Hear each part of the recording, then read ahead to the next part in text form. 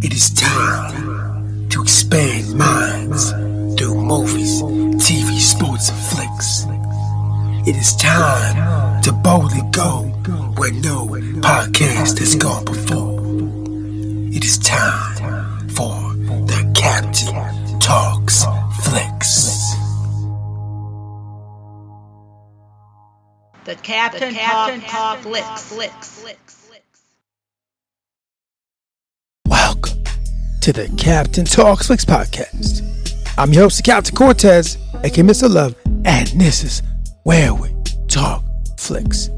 And ladies and gentlemen, this past week, I went back to Langley. I went back there so I could run some knocks, analyze some intelligence, do some geospatial stuff, right? You know, get some classified information and read that in a skiff. Yeah, I did that. I really did not. But I did watch Lioness again. Let me get to that. First couple things. I wanted to give a big shout out to Isabel Lake, Michigan. Yes, got some plays in my home state from Isabel Lake, Michigan. And I saw that you guys are located very near the casino, Mount Pleasant, right? Kuwait Casino and CMU, Central Michigan University. I've been to both those places multiple times. Phenomenal area, phenomenal people, great experience. I see you guys are kind of close to that. I've never been to your community, but I appreciate you listening to this podcast because we are homegrown in the state of Michigan. I'm down here in the capital city, baby, doing this work, and I appreciate that you've listened. And I'll probably go up there soon, meet my lady, go hang out at the casino. Maybe we'll stop by Isabel Lake County and visit your lake and all that and see what's going on over there. But I appreciate you guys listening. Thank you very much. God's gratitude. And additionally, this episode is brought to you by the album called The Lucha Of Language by the one and only Che Mysterio, which is actually me, Che Cortez, me. I'm taking on the alias to explore the Lucha Of Language, which is kind of influenced by Latino culture, influenced by luchadors, influenced by wrestling, influenced by art and language and information. Yes, I'm doing that. So if you want to hear that album, I'll put it below. Check it out. Now, let's get on the podcast. Ladies and gentlemen, I visited Lioness, saw Lioness again. And this story just gets better and better. Now, the guy that did this show is the same guy that did Yellowstone, and he's a phenomenal storyteller. It's a great show. I've been watching this for the last few seasons, and his storytelling skills, phenomenally good. And this story just keeps getting better. So I'm not going to spoil nothing. If you've not seen Lioness yet, I highly recommend you check this out. But this particular season, they're delving deep into the spy game. It's still the kinetic kind of special activities, but they're also diving into the actual, like the cloak and daggerness of it. You know, the doubles, you know, the dead drops and all that kind of shadow stuff that we haven't seen as much. So the main thing I want to talk about this episode, you know, this is a little bit of spoiler, is there's a scene where one of these FBI professionals, counterterrorism professionals, is breaking down like what the mindset or the thought process or the stratagems is of China and of Russia. And so in this particular scene, she basically says that, to paraphrase or sum it up, but she says that basically Russia can't really take the United States, according to her and her people. Now, whether it's true or not, I don't know, but it felt true. From everything I've read and studied over the last, decade, 15, 20 years on this whole process, I feel that's probably accurate. They just don't have the resources, manpower, and to do this. So they're taking steps to kind of, make America sick itself, right? And that's done through a lot of, social media propaganda. You know what I mean? Because America is a free society, anyone can insert ideas into our public, into our space. And because of that, it's kind of muddying the waters of like, who's friend, who's foe? Even your brothers and sisters in America. So in this particular scene, she's breaking down like, the processes of what these nation states do to get at America. Now, when she assesses China, she says that basically China is on par with us, or maybe superior in some ways as far as the size and capabilities. I heard some data that like their army or their military is like massively bigger than ours when it comes to manpower. I think the stats show that the amount of people, it just surpasses us, immensely.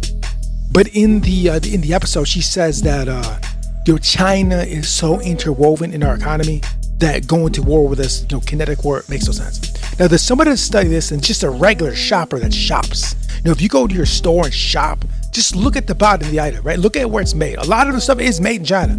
So So even if you don't know about, global politics and all this, just go to your local store, look at the bottom of it, and see everything's made in China. Yeah, this just shows you this is true. Like, our economies are so intertwined that, like, going to war would make no sense. But, like, if you go to war with America, you hurt yourself.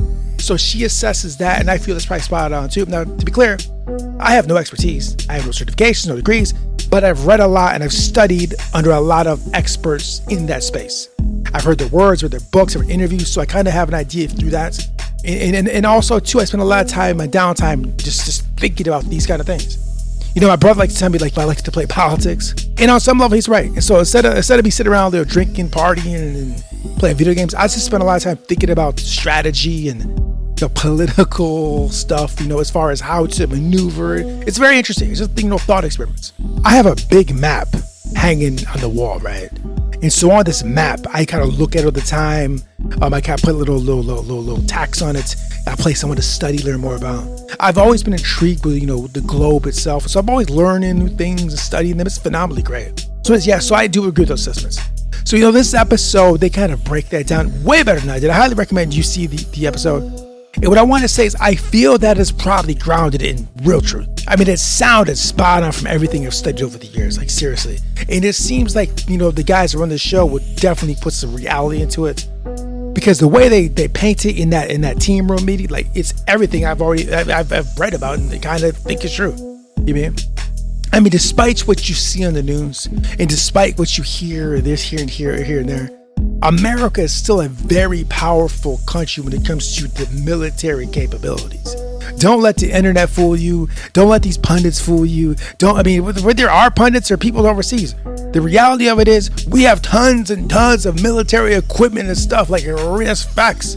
Right? This is facts. And there's tons of resources as far as finances. Oh yeah, their debt is this. It don't matter. There's so much military stuff and people with expertise here that just it's hard to match, right? And then people say America's slipping. Maybe economically, maybe socially, I don't know, but military-wise, the budget on the military is huge.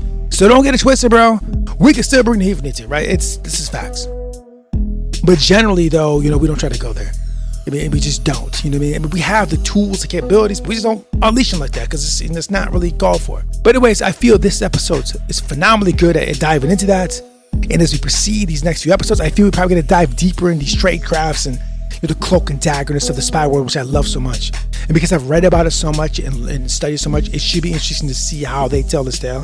Because, I do know a little bit because I've been following and learning about it for so long. So anyways, if you've not seen Lioness, you need to see this. Now, you know that the captain and me love spy shows, right?